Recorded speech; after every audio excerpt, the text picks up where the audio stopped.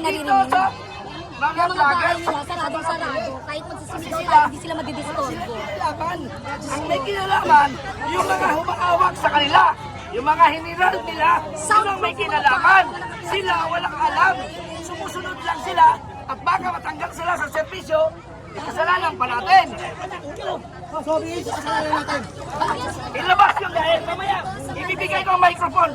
Dito kayo humarap sa mga vloggers. Para yung vloggers, So no matter what, yung mga taong bayan na nakikinig, at saka yung mga negosyante, marinig nila, sila mismo ang kikilos laban kay Marcos. Tama!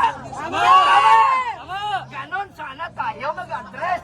I-address natin sa taong bayan, i-address natin sa negosyante, para ang taong bayan at negosyante magkaisa, pali sila ang Pangulong Marcos, ang ating kawataan, ang lahat ng mga kawataan sa gobyerno.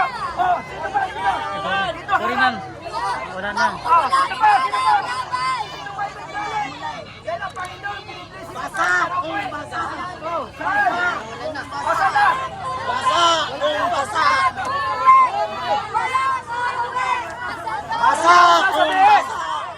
Basa! Natutulog po sila! Natutulog sila! Alam ko, masamang manalangin ng masama sa kapwa. Pero dahil sa pagtulog nyo, sana huwag na kayo magising! Basa! Basa! Uy, ilan lang yan! Uy, Lamay! Ano mo magsalita? Uy, mga kababayan! Amoy pawis na din naman kayo! Maligo na tayo! buti na lang, may nanliligaw si Chato. Para labanan ang katimalian. Kaya may pulis para labanan ang mga magnanakaw at kriminal. Ngayon, alam nyo na yung mga kriminal ay ang napoprotektahan nyo sa ginagawa nyo. Alam nyo yan. Hindi, actually, hindi dapat kami gumagawa nito. Dapat kayo.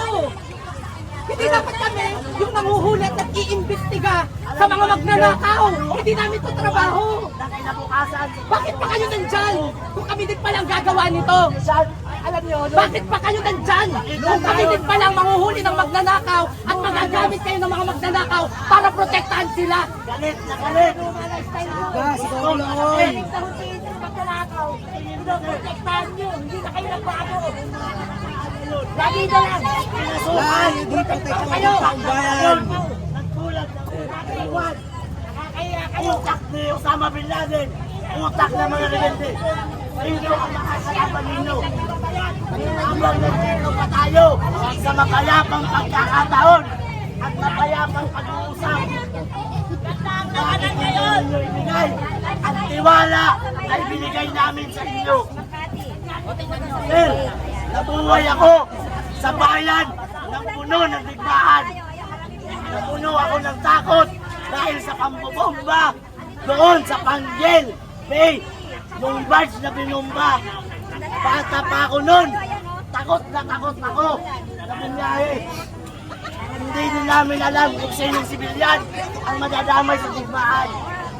Ano ang pakiusap naman ng pulisan at kasundaluhan at ng gobyerno? Huwag kaming magrebelde. Magtiwala kami. Kung manloloko ang mga politiko, andyan kayo. Ay boy, Ria, akala ko Nagagawa talaga ninyo. dito. Magkakaroon pa ba kami? Nautakan namin kayo, mga putang ina. Kabataan, magtitiwala pa ba sa inyo? O baka ang tingin na sa inyo, nagsusunod sa inyasyon, ay kalaban na din. Habang ang mga nandito ay may tiwala pa sa kapulisan, may tiwala pa sa kasundaluhan, huwag ninyong biguin ang tiwala ng taong bayan. Loyalty check namin to sa inyo, sir.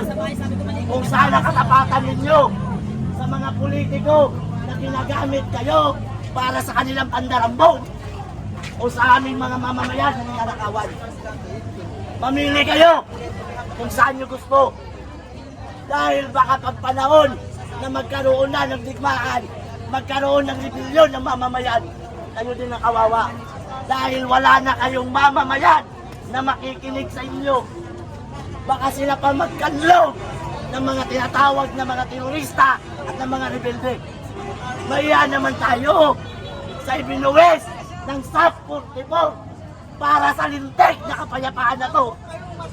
Tandaan ninyo kung paano napasla ng mga kasamahan ninyo dahil sa kaguluhan at digmaan. Yun ba gusto ninyo ipamana sa kabataan?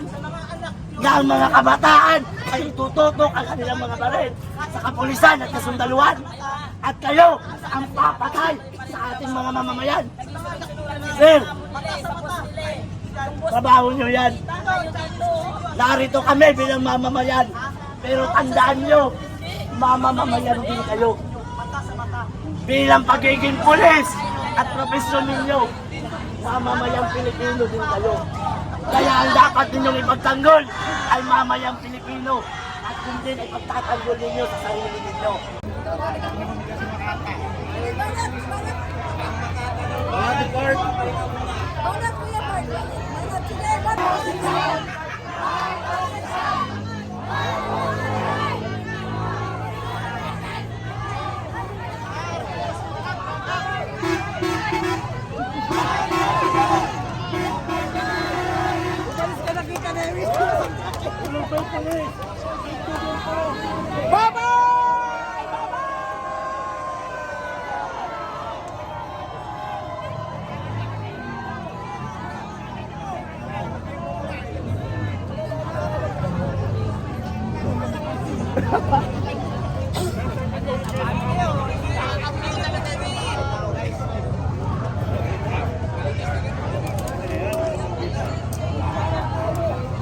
Saan ninyo tatapusin ang Pilipino?